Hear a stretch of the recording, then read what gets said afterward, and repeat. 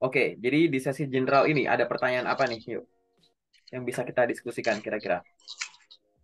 Ini sih Pak, kayak tips and trick buat apa namanya rekruter itu tertarik gitu loh. Oke. Aku nanya-nanya dikit dulu ya. Apakah kamu Boleh? sudah punya pengalaman kerja, Punya Pak? punya pengalaman magang, Ada. Itu kalau organisasi? misalkan 1 bulan, 1 bulan itu magang kan ya Pak ya? Ya, ya PPL gitu. tergantung. Ya. Nggak tahu kamu magangnya berapa lama. Oke, yang penting ada dulu lah ya. Magang Oh ada. ya, ada Pak. Ada, Organisasi, ada, panitiaan, ada, sosial media. ada Pak. Sosial medianya apa aja? Sosial LinkedIn, medianya Instagram, LinkedIn, Instagram. terus ya Facebook, Oke. TikTok Oke. Pak. Nah, sejauh ini sebelum aku review, kamu biasanya udah pernah lolos sampai tahap apa paling jauh? Setelah kamu memutuskan lamar kerja lagi ya, gitu. Ke tahap ini sih Pak, interview. Oke, di tahap interview, di situ kamu udah ada kabar bahwa belum lanjut, atau masih nungguin, atau gimana? Ada yang masih nungguin, ada yang emang nggak ada kabar sama sekali gitu Pak. Oke. Oke, aku jelasin satu-satu ya. Boleh Cara Pak. bikin rekruter tertarik itu ada beberapa cara. Ada cara di awal, sebenarnya bukan rekruter ya, lebih tepatnya perusahaan aja lah. Jadi gimana perusahaan Ya itu Pak. tertarik pada kita itu bisa dibikin tertarik sejak awal, di tengah proses rekrutmen, atau nanti di akhir di ujung gitu, setelahnya gitu. Setelah proses rekrutmen. Ya. Jadi sebelum proses rekrutmen, saat proses rekrutmen, dan setelah proses rekrutmen. Pada dasarnya kita itu bisa bikin perusahaan itu tertarik sama kita. Kita ngomongin sebelum rekrutmen. Gimana caranya biar perusahaan itu tertarik dengan kita? Yaitu dengan sosial media tadi. Paling simpel itu adalah LinkedIn. Banyak sekali dari teman-teman dapat kesempatan kerja itu tidak gara-gara melamar kerja, tapi ditawari oleh orang yang sudah punya jabatan di suatu perusahaan. Beliaunya Ya. dalam tanda kutip tiba-tiba nyasar, entah ke akun kita, entah ke postingan kita gitu, ya kan? Gimana caranya kok ada Ya. orang bisa nyasar ke sosmed kita? Yang pertama ya jelas kita punya sosmednya. Ya. Yang kedua kita aktif di sana. Sehingga pada saat kita aktif posting misalkan atau komen menarik di postingannya orang dan lain-lain, wah ada orang yang notice nih, tertarik, diklik lah, masuk ke LinkedIn kita, di review, wah kita lagi cari orang kayak begini nih, sehingga kemudian nanti di DM tawarin kesempatan kerja, entah kerja kontrak lah atau ngikutin seleksi lah, atau mungkin endorsement lah kayak gitu. Jadi sejak awal tuh ya, sebelum ada proses rekrutmen, kita pun bisa bikin perusahaan itu tertarik kepada kita, yaitu aktif dari sosmed sendiri. Nah, di sini sebenarnya kata kuncinya itu adalah apa? Sambil kamu nanti sibuk lamar-lamar kerja, harusnya sosmedmu itu diurus. Misalkan kamu jago di bidang sales and marketing. Coba pikirkan, gimana caranya orang nyasar di IG ku, itu kesannya tuh aku memang orang yang ahli di bidang sales and marketing. Gimana caranya orang nyasar di LinkedIn ku, orang kalau ngebaca, nge-review, ngelihat aktivitasku, orang tuh percaya kalau aku tuh orangnya sales marketing banget. Kayak gitu. Nah, kamu tuh harus memikirkan itu. Memang sebagian orang menggunakan sosial media untuk kepentingan entertainment atau masalah pribadi gitu. Tapi kan nggak ada Ya. salahnya kalau dikaitkan dengan karir. Namanya juga ekosistem digital kayak begitu. Gitu ya. Jadi itu adalah cara mengimpress rekruter atau siapapun itu dari satu perusahaan sebelum ada proses rekrutmen. Yaitu kuncinya adalah di sosmed. Yang kedua, pada saat proses rekrutmen. Pada saat proses rekrutmen itu, gimana caranya membuat perusahaan itu tertarik? Ya jelas, kamu melakukan hal-hal yang terbaik di masing-masing tahapan tadi. Nah, Ya. bentuk wujud dari biar bikin menarik tadi di dalam tahapan interview ini ya bentuknya beda-beda. Ya di awal di proses rekrutmen jelas tertarik di dokumen CV dan dokumen pendukung. Yang artinya bikin tertariknya dari sisi sesuatu yang ditulis, yang disiapkan print out-nya ibaratnya kayak gitu, ya kan? Nah, kamu harus bisa menyusun itu tidak hanya dengan baik dan benar, kaidah penulisan CV yang baik dan benar misalkan, kaidah pelampiran dokumen yang baik dan benar. Tapi di situ kamu juga harus tahu bahwa oke lah ini dari kaidahnya udah baik dan benar. Tapi kalau lihat isinya tuh kira-kira menarik nggak sih bahasanya begini? gitu. Ini lulusnya begini atau begini itu kamu harus pertimbangkan ya berkaitan dengan kata kunci. Ini masuk lagi ada psikotes, pelajari itu psikotes dari cara pengerjaan soalnya tuh gimana kan kamu bisa browsing dulu. Kemudian Iya. interview. Yang tadinya kamu bikin orang itu tertarik lewat sesuatu yang sifatnya tertulis di sosmed itu sesuatu yang tertulis di sosmed ya. Terus kamu kirim CV dan dokumen pendukung, menarik di dokumen itu. Kemudian di interview, yang tadinya ditulis, kamu harus bisa bikin menarik di jawaban interview. Sehingga biar bikin rekruter itu tertarik adalah kamu mampu menjawab pertanyaan interview semeyakinkan kamu dari tahap sebelumnya. Ini di atas kertas, kamu tuh sangat meyakinkan. Kita tuh butuh lagi orang kayak begini. Nah, pada saat interview, tunjukkan. Gitu. Bahwa kamu pada saat ditanya secara lisan, itu ya sehebat, semenarik pada saat kita baca dokumen di atas kertasmu. Kayak gitu. Jangan sampai di atas kertas kelihatan wow, keren pada saat ditanya-tanya. Nah, kok hilang semua gitu. Padahal yang ada di CV kamu sendiri yang nulis, kamu yang ngalamin, kamu yang nentuin nulis itu. Pada saat di interview ditanya soal itu malah kurang meyakinkan gitu, ya kan? Jadi kamu harus bisa membuat kayak begitu. Yang tertulis sama yang lisan itu memang relate macam itu. Terus itu nanti interview user juga sama dan sampai akhir. Intinya mengikuti proses rekrutmen dengan baik dan benar. Nah, dengan baik dan benar ini di dalamnya apalagi fast respon. Kayak begitu. Fast respon itu ya macam-macam. Begitu dapat info buruan dibales, selesai melakukan suatu tahap bilang terima kasih. Kalau disuruh mengerjakan sesuatu maksimal 3 hari lagi ya kamu, kalau sekarang free ya kerjakan sekarang, kayak gitu loh, nggak ada nunda-nunda. Perlakukan aja proses rekrutmen kayak kamu ngechat orang lah. Kamu kalau ngechat orang tuh pengen buruan dibalas atau enggak, kan kayak gitu, ya kan? Nah itu yang harus kamu pelajarin tuh di situ, oke? Terus apalagi yang harus disiapkan? Setelah itu kan yang bikin perusahaan tertarik tuh ya pada saat rekrutmen. Tapi ada juga perusahaan itu tertarik setelah rekrutmen gitu. Karena misalkan kamu udah deploy nih, itu udah onboarding gitu ya misalkan. Mungkin kan ada yang ada probation dulu gitu kan ya. Ada suatu tahap-tahap dulu kayak gitu. Iya. Sehingga membuat rekruter atau perusahaan tertarik pada saat rekrutmen saja itu tidak cukup gitu. Banyak orang memang fokusnya ya udah yang penting aku ada kesempatan dulu, betul. Nah, tapi kalau baru masuk sebulan resign, 2 bulan resign, masuk seminggu resign, 3 bulan probation nggak diperpanjang gitu. Kenapa? Ya karena kamu hanya berfokus yang penting keterima dulu gitu loh. Paham nggak?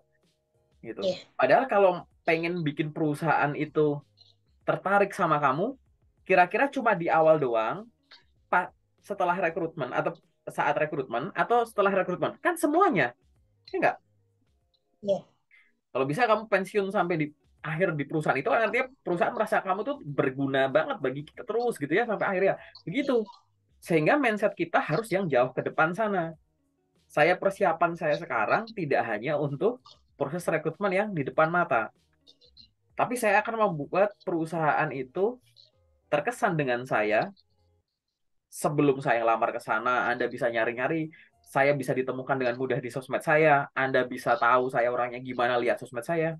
Pada saat proses rekrutmen juga Anda yakin saya orang yang bisa apa. Setelah saya diterima juga saya tidak akan mengecewakan sesuai dengan ekspektasi kalian pada saat ngerekrut. Kayak begitu. Nah, balik ke pertanyaan kamu. Gimana caranya biar perusahaan tertarik dengan kita? Ya ini rangkaian ini, gitu. Karena nggak fair kalau aku cuma ngomong, udah yang penting CV-nya gini, gini, gini, gini. Artinya dari proses sebelum, saat, dan setelah rekrutmen, kayaknya tuh saat rekrutmen itu yang satu-satunya fokusmu. Enggak. Ini semua sih satu rangkaian, gitu. Ya kan? Iya. Percuma kamu direkrut, kalau nggak lama setelah itu kamu bad perform terus. Masuk, keluar, nanti di CV kayak berapa bulan, berapa bulan, berapa bulan, kayak gitu. Jadi pertanyaan kan, gitu. Kamu jago masuk, tapi kok kamu juga jago keluar, ini kenapa? Kan begitu. Iya. Ya kan, gitu. Sehingga tadi, jangan melihat hanya membuat perusahaan terkesan kepada kamu itu hanya saat ya tes rekrutmen itu aja gitu kan, di tengah-tengah ada evaluasi, ntar kalau bagus Iya. ada promosi gitu-gitu, bagus nggak, oh bagus sekali gitu. Jadi gimana caranya tadi? Nah, kesimpulannya adalah yang kamu tulis di media cetak atau media digital, hebatnya kamu itu harus sesuai dengan jawaban kamu pada saat kamu ditanya secara lisan, juga harus sesuai dengan pada saat kamu nanti diterima dan perform. Ya enggak? Ya kan? Iya. Jadi tulisan, ucapan, dan tindakan kamu sinkron. Kan begitu. Kalau tulisan sama ucapan sinkron, tindakan nggak sinkron, ya nggak lama kamu di sana. Gitu kan? Kalau tulisan dan lisan kamu nggak sinkron, kegiatannya sinkron, wah itu beruntung gitu. Ya kayak gitu ya. Intinya mensinkronkan tadi ya. Hebatnya kamu di Iya. atas kertas, hebatnya kamu pada saat menceritakan, hebatnya kamu pada saat berperform itu harus sama gitu. Ya, di ini ya, di mindset kamu bayangin, oke aku berarti harus selalu membuat orang itu terkesan, perusahaan itu terkesan, HRD itu terkesan. Sebelum, saat, dan setelah rekrutmen begitu. Paham ya logikanya ya? Gitu. Iya, paham. Oke. Ada lagi nggak yang pengen didiskusikan? Ini sih Pak, apa namanya? Menurut Bapak, ini tuh yang lebih ini CV yang lebih banyak dilirik itu ya, CV FIS atau CV yang kreatif gitu Pak. Kan suka ini ya, ada tuh maksudnya kata orang-orang yang lebih banyak di ini sekarang tuh FIS katanya gitu kan. Terus ada lagi nggak apa-apa nih lihat-lihat apa namanya, misalkan di Instagram nih ada yang jual CV kan ya Pak ya. Terus udah gitu kan Buat nanti di CV. situ Ya, terus? ya kan Pak iklan jual CV kan ya Pak ya. Mm-mm. Terus udah gitu nanti di situ tuh ada banyak reviewnya kalau dia itu masuk. Terus udah gitu pas lihat itu CV yang kreatif gitu kan, maksudnya bukan yang ATS gitu. Menurut Bapak itu yang lebih efisien tuh yang mana sih Pak? Yang lebih banyak dipakai gitu sama HR? Oke, aku jawab dulu ya. Ya, CV RTS ini sampai sekarang nih bulan apa nih? Oktober 2023 ya, disclaimer dulu nih. Aku ngomong ini Oktober 2023. ya, Sampai dengan bulan ini RTS friendly sama kreatif sama-sama bagus. Kalau ada yang nggak bagus, mungkin kamu bikinnya nggak bagus atau cara pakainya nggak bagus. Sebagian orang memang akan ada yang bilang, wah aku banyak panggilan dari RTS friendly, kreatif enggak. Sebagian orang ada yang bilang, kreatif banyak panggilannya, RTS friendly enggak. Gitu kan, atau sebaliknya, atau aku dua-duanya ada panggilan, atau kayak kok aku nggak ada panggilan sama sekali. Ada orang-orang kayak gitu tuh, ada. Sehingga apa, pada saat kamu melihat fenomena itu, saranku ya ibaratnya jangan langsung percaya. Artinya ETS planning atau kreatif sama-sama punya potensi.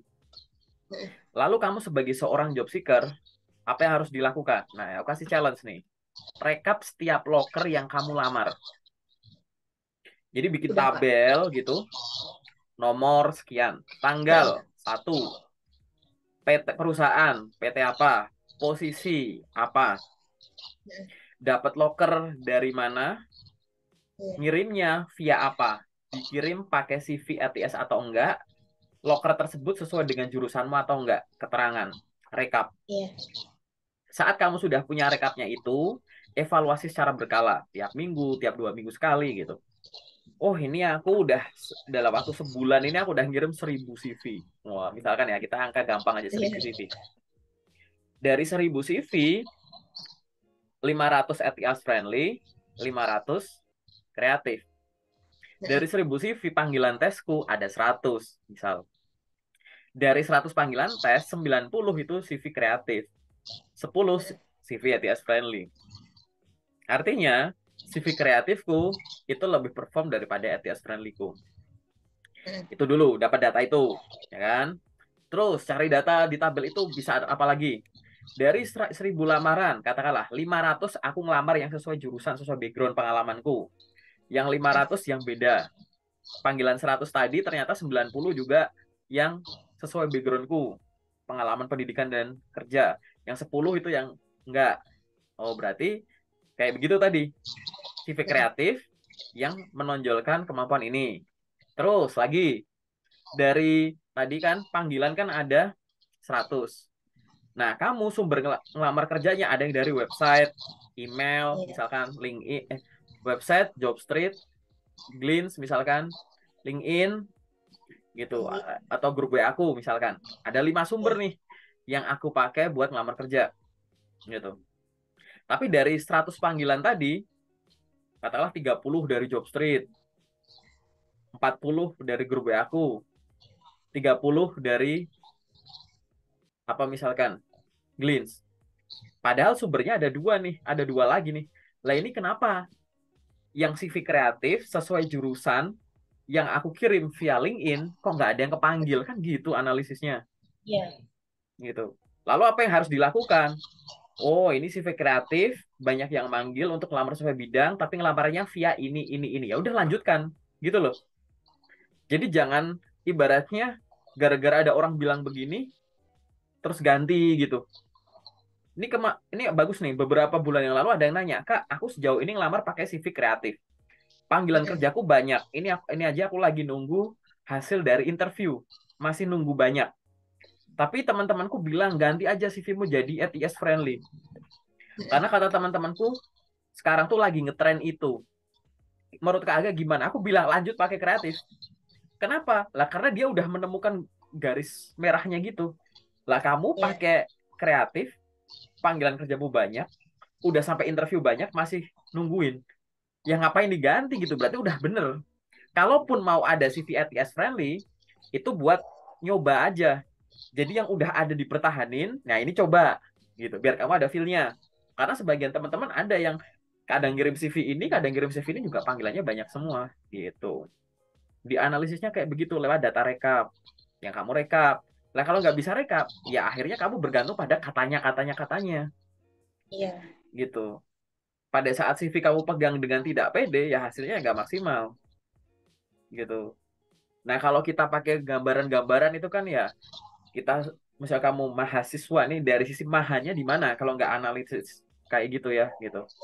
Jadi harus ada dari situ. Selain itu apalagi bisa dianalisis dari tadi media ngirimnya tuh kamu via apa. Kalau kamu ngirim yang diterima langsung sama recruiter misal lewat email, lewat WA gitu, lewat Gform, itu silahkan pakai CV kreatif. Itu kan definisi umum. Tapi kalau lewat yang sistemnya itu kayak ATS gitu, misalnya kayak website perusahaan atau lewat job portal tertentu atau lewat LinkedIn itu direkomendasikan pakai CV ATS friendly kayak gitu ya kan itu jadi kalau yang diproses langsung sama mata itu yang pakai kreatif tapi kalau kayak website LinkedIn job portal itu disarankan pakai CV ATS friendly. Lalu ada yang nanya gini, tapi aku job portal LinkedIn website perusahaan aku lampirin CV ATS friendly, kok nggak ada yang manggil, kok tetap sedikit. Nah, kecurigaanku nomor satu adalah, satu, dari sisi kelengkapan infonya. Contoh gini, kamu kalau pakai LinkedIn itu kan CV bisa di-attach gitu ya, di-attach gitu. Kayak Jobstreet juga sama kan, dilampirkan gitu kan CV-nya. Terus habis itu tinggal cari loker, tinggal next, atau klik gitu kan. Tapi, ingat, kalau ngirim CV lewat sumber yang kayak tadi, yang pakai sistem ATS, akunmu tuh harus diisi secara lengkap. Jadi CV-mu udah jadi ATS friendly, percuma kalau info di profilmu itu loh, profilmu di LinkedIn itu nggak komplit gitu. Misal kamu ngirim via Jobstreet, CV-nya bagus tuh dilampirin, tapi akun Jobstreetmu tuh ada biodata gitu-gitu ya, itu nggak diisi semua dengan baik, ya nggak ngejual, karena mereka akan ngebaca kata kunci di situ juga kan, gitu. Website perusahaan juga gitu. Nah banyak orang tuh gitu CV-nya bagus, bikin akun LinkedIn seadanya. Jadi di CV dia tuh ada pengalaman kerja 5. Di LinkedIn pengalaman kerjanya cuma ditulis 1. Gitu. Dia punya pengalaman organisasi 10. Di CV ditulis 10, di LinkedIn nggak ada. Gitu. Jangan sampai info di LinkedIn itu tidak lebih lengkap daripada di CV-mu. Minimal setara. Di CV-mu ada pengalaman kerja, di LinkedIn-mu juga ada. Di CV-mu ada organisasi, LinkedIn-mu ada gitu loh. Itu dulu. Gitu. Banyak email yang nggak perform dari situ yang pertama apa dokumen. Kemudian yang selanjutnya adalah mungkin terkait dengan kesesuaian informasi yang dibutuhkan dari lokernya. Sejauh ini tuh kamu ngincar kerjaan itu sebagai seorang apa gitu misalnya. Jadi admin gitu. Tapi di CV-mu tuh kurang menonjolkan kata kunci yang kamu itu cocok untuk jadi admin gitu. Hanya memasukkan atau mengandalkan Word, Excel, PowerPoint, nulisnya cuma begitu. Kalau cuma lulus Iya. Word, Excel, PowerPoint, nggak usah merekrut anak kuliah. Anak SMA aja bisa, anak SMP aja bisa, cuma Excel, Word gitu. Cuman tunjukkan ke kita dalam bentuk ditulis, dijabarkan, Word semacam apa yang kamu bisa, Excel semacam apa yang kamu bisa. Kamu bisa ngapain pakai PowerPoint-mu, kamu bisa ngapain pakai Excel-mu. Lebih dari sekedar Word, Excel, PowerPoint. Nah, penjabaran-penjabaran inilah yang dibutuhkan oleh sistem ETS itu. Ibaratnya yang dibaca itu ya tadi, kalau nggak tertulis, kan ingat ya, banyak orang bikin ETS friendly kan agar mudah dibaca. Nah, kalau mudah dibaca, tapi dibaca yang dicari nggak ada, percuma kan? Ini ada ruangan, ada pintu. Pintunya pintu angin tuh, yang tinggal diginiin langsung kebuka. Nah, pada saat didorong gini kebuka, ruangannya kosong. Padahal dia lagi nyari kursi. Ditinggalin kan akhirnya kan? Oh, nggak ada kursi, ya udah tinggal ya gitu. Percuma CV gampang dibaca kalau yang dicari infonya nggak ada. Begitupun kreatif. Kreatif itu tata letaknya bagus dan lain-lain. Enak dibaca. Enak dibaca kalau akhirnya yang dicari nggak ada gimana? Skip-skip juga kan, kayak begitu. Sehingga CV, dokumen pendukung, dan lain-lain itu harus benar cara bikinnya dan benar cara pakainya. Gitu. Paham ya maksudku ya? Gitu. Iya, Pak. Kesimpulannya apa dari pertanyaan yang nomor 2 tadi? Disesuaikan dengan performa sejauh ini tuh gimana? Gitu. Kalau kamu sejauh ini ngerasa aku belum ada datanya, coba diuji, praktekin, targetin. Misalkan aku sehari ngirim minimal 20 lamaran, nanti 10 lamaran aku kirim pakai ATS friendly, 10 aku iseng pakai kreatif gitu. Terus aku rekap. Bikin target pribadi gitu, nggak apa-apa kan buat uji. Ingat ya, yang kita misalkan kita sejurusan, teman seangkatan, satu kampus, IPK sama, belum tentu loh hasilnya tadi itu bisa sama. Makanya diuji. Kalau performa udah bagus dari kreatif ya udah lanjut kan gitu, ya kan? Gitu. Iya, Pak. Oke, ada lagi nggak pertanyaan? Oh, ini kayaknya kau punya list pertanyaan banyak banget ya. Oke, nggak apa, Ini, lanjut. Apa lagi tuh? iya, kalau misalkan kan apa namanya, kita tuh kayak Ais sendiri nih Pak ya, misalkan minat di bagian admin gitu ya Pak ya. Tapi Hmm. kan pengalaman itu bukan cuma itu doang gitu Pak, ada yang bagian sales, si promotor gitu kan ya Pak. Terus udah gitu yang lain juga kan. Terus kalau misalkan mau ngirim email nih atau misalkan ngirim CV, itu emang harus satu-satu misalkan nih admin di atasnya gitu kan Pak ya. Apa general aja gitu Pak. Oh, Misalkan jadi nih jadi di gimana? CV-mu itu nggak usah kasih keterangan admin apa gitu. Kan banyak orang Oh, tuh suka general ngasih aja keterangan gitu ya. kayak ya, banyak orang suka ngasih keterangan kayak gitu di bawah namanya gitu kan. Menurutku Iya nggak terlalu Pak. penting sih itu sih, gitu. Itu bagian yang Hmm. nggak terlalu penting sih sebenarnya. Dikasih boleh, tapi akhirnya nanti kamu ganti-ganti. Terus sebenarnya Iya. tadi banyak pengalaman yang sebenarnya bisa ditulis secara langsung yang nggak perlu diganti-ganti. Walaupun ya secara teori benar bahwa CV disesuaikan dengan lokernya, betul. Tapi Hmm. memang bisa sekali tulis aja. Loh ini kenapa kamu pengen jadi admin? Padahal kerjaanmu jadi sales gitu. Ya kamu kan tinggal jelaskan pada saat interview. Atau nggak usah pada saat interview deh. Pada saat kamu kan ada penjabaran kerjaan ya. Tugas tanggung jawab yang kamu tuh sebagai balance. Di situ kan ada poin ibaratnya. Mereka pelaporan penjualan setiap hari di software ini atau di sini gitu. Melakukan pengecekan ketersediaan stok yang ada di sini dan menuliskannya di sini. Membuat laporan bulanan di sini yang diserahkan ke sini gitu. Jadi nanti kalau secara interview ditanya, ini pengalamanmu sales semua, kenapa sekarang pengen jadi admin ya? Kamu sampaikan bahwa pada saat saya Iya. memiliki pengalaman kerja selama sekian tahun di bidang sales dan marketing, selain saya menambah kemampuan dan pengalaman saya pada bidang tersebut, saya juga melakukan kegiatan administratif harian yang berupa ini. Nah, dari pengalaman saya selama 5 tahun tadi, tidak hanya menghasilkan skill yang berkaitan dengan kemampuan penjualan saja, tetapi saya juga memiliki kemampuan komunikasi yang baik karena terbiasa dengan komunikasi dengan banyak orang, dan saya juga memiliki kemampuan administrasi yang baik karena saya melakukan perekapan data dengan rapi, pengolahan data dengan rapi, dan saya presentasikan dengan rapi dalam bentuk laporan maupun PowerPoint yang saya laporkan ke manajer saya. Nah, dari situ saya merasa bahwa saya memiliki 3 kekuatan besar ini, dan saya berencana untuk menggunakan kemampuan administrasi saya untuk perjalanan karir saya ke depannya gitu. Jadi seolah-olah, lah kan dari pengalamanku kemarin aku bisa ABC nih.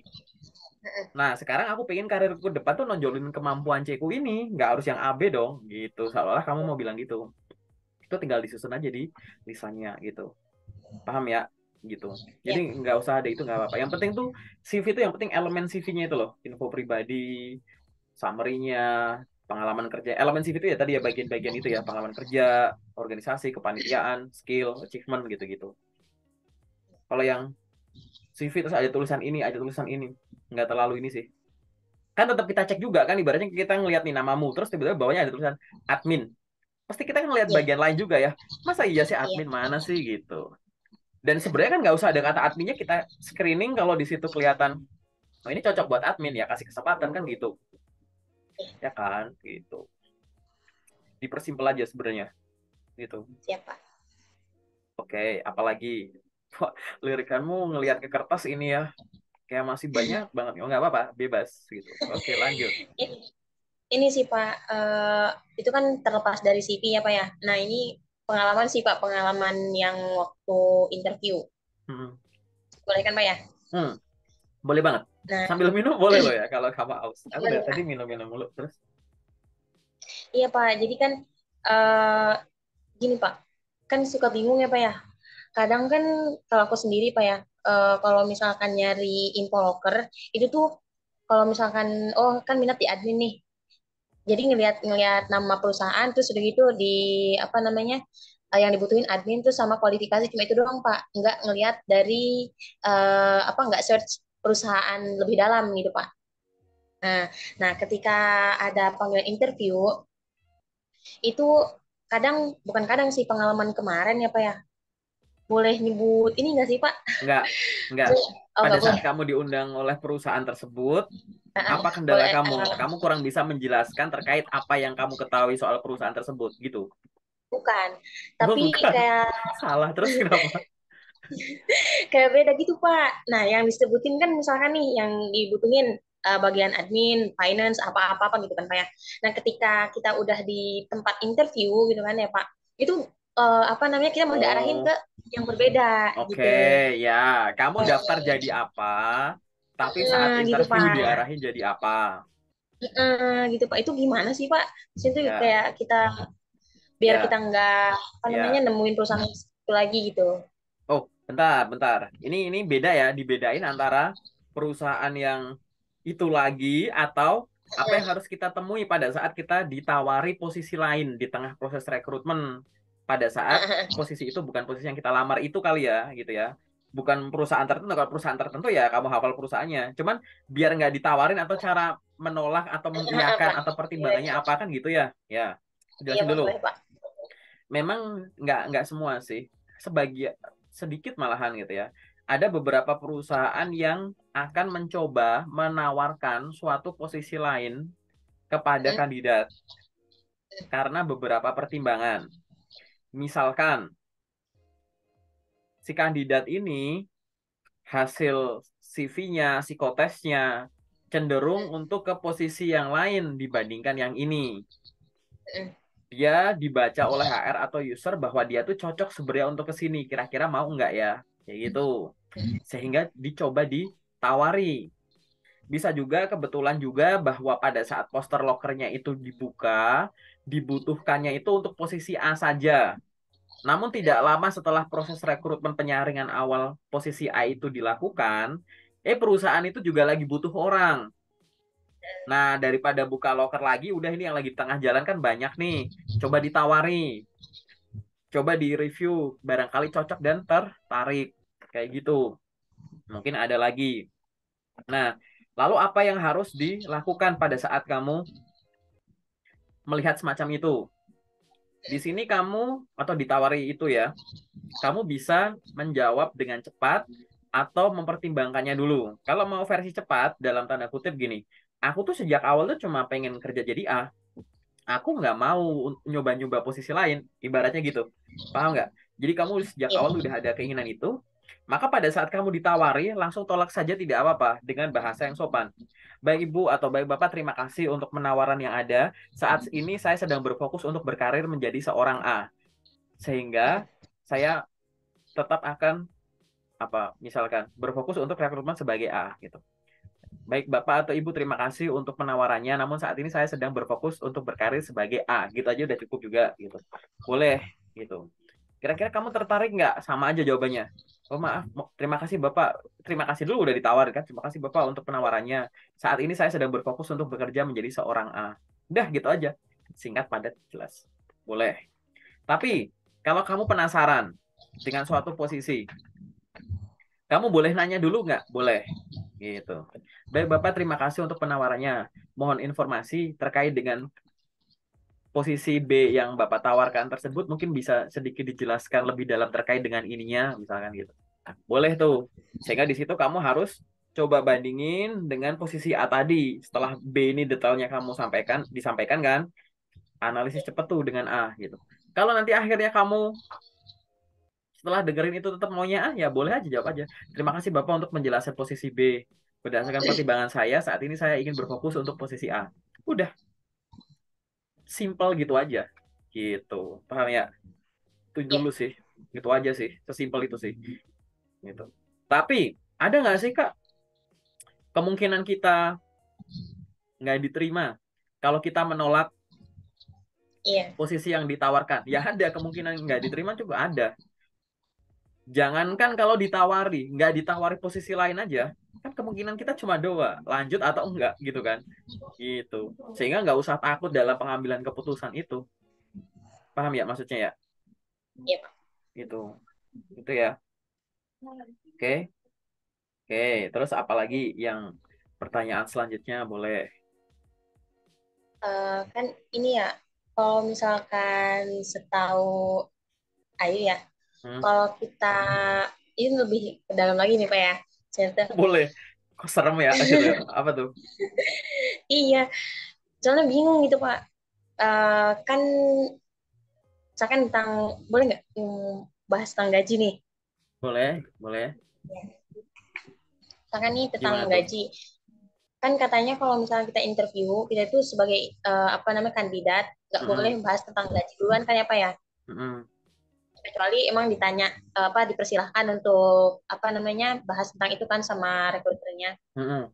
Terus udah gitu, Terus? kalau misalkan apa namanya kan kadang di bagian bukan sales aja sih apa ya, tapi ada gitu kan di apa namanya uh, yang Ayu denger gitu kan. Kalau misalkan ya contohnya misalkan sales nih, tapi nggak tahu sales apa gitu pak ya. Tapi Mm-mm. kalau misalkan kita nggak achieve target gitu kan ya, itu bisa jadi kita nggak dapat gaji itu, terus udah gitu atau enggak kita dipotong berapa persen dari gaji kita gitu kan. Nah itu apa namanya emang ada gitu ya yang kayak gitu apa cuma perusahaan-perusahaan tertentu terus kalau misalkan emang ada kan ada nggak sih pak gitu undang-undang atau apa gitu yang ituin buat ini kan maksudnya itu kan Ya, gaji yang harus nggak apa lanjut itu lanjut enggak ya. itu kan gaji Lanjut. yang harus diterima kan ya oleh oleh ini kan maksudnya Oke. itu pegawai gitu kan pak ya kok ada sampai perusahaan yang nggak nggaji kalau misalkan si apa namanya karyawannya itu nggak keep target gitu suka bingung gitu pak kalau kayak gitu. Oh, oke. Wah, ini aku juga deg-degan nih jawab pertanyaan ini ya gitu. Karena balik lagi ya. Sebenarnya kalau mau Iya, ngomongin itu yang boleh jawab itu memang si HRD ya gitu, yang apalagi iya. hubungannya sama compensation and benefit gitu. Yang ngomongin Heeh. soal itu banyak gitu ya. Di sini aku user ya, aku bukan HR ya. Aku disclaimer dulu nih Ya, kayak gitu. Aku siapa? kasih tahu dulu bahwa memang benar bahwa secara etika gitu, jangan ngomongin duit dulu pada saat interview Iya, kalau enggak ditanya dulu atau diberikan kesempatan. Biasanya iya, kesempatan itu akan ditanyakan dengan ibaratnya, baik Bu Ayu, mungkin ada pertanyaan. Nah, gitu. iya, Silahkan tanya. Tapi tanyanya juga jangan langsung, Bu, boleh dijelaskan secara detail terkait gaji saya ya, nggak gitu. iya, Gitu. Mungkin kamu bisa sampaikan dengan bahasa yang lebih halus, misalkan em, mohon informasinya Bu terkait dengan hak dan kewajiban dari karyawan untuk di posisi ini secara lebih detail Bu, semacam itu. Misalkan berkaitan dengan apa? Mungkin berkaitan dengan jam kerja, hari kerja, lembur dan lain-lain, semacam itu. Boleh kamu nanyain itu. Jadi sambil ngalir gitu loh, gitu. Jadi nggak harus semacam itu jadi detail. Nah, satu lagi, pada saat kamu di situ ada proses rekrutmen tadi ya, ada suatu proses rekrutmen, Kak, aku sangat menyarankan bahwa nggak usah kayak ngedebat menggunakan undang-undang. Walaupun kamu Iya, tahu undang-undangnya, gitu. iya, Walaupun HR-nya tahu undang-undangnya. Loh, Bu, bukannya di undang ya, di sini tuh nggak boleh gini-gini ya, Bu? Bukannya di sini harusnya begini ya? Berdasarkan undang-undang gini-gini. Kenapa? Karena banyak HR yang nanti akhirnya baper tuh di situ.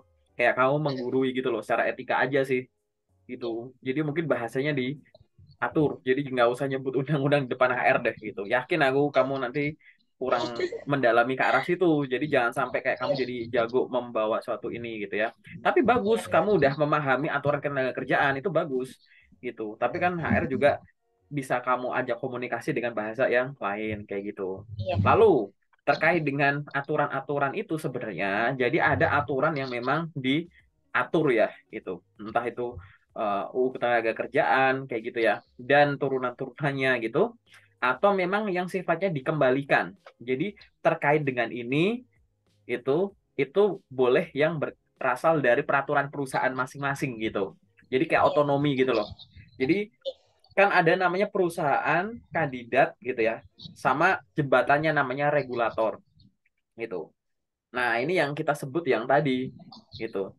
Misalkan Kementerian Tenaga Kerja gitu, Disnaker gitu-gitu ibaratnya lah.